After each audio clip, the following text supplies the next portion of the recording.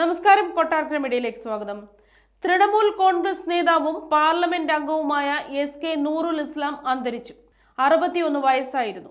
പശ്ചിമ ബംഗാളിലെ ബസർഹട്ടിൽ നിന്നുള്ള MP ആണ്. ദത്താപൂക്കൂറിലെ വസതിയിലായിരുന്നു അന്ത്യം. അർബുദം ബാധിച്ച് ചികിത്സയിലായിരുന്നു. നൂറുൽ ഇസ്ലാമിന്റെ മരണത്തിൽ മുഖ്യമന്ത്രി മമതാ ബാനർജി അനുശോചനം രേഖപ്പെടുത്തി.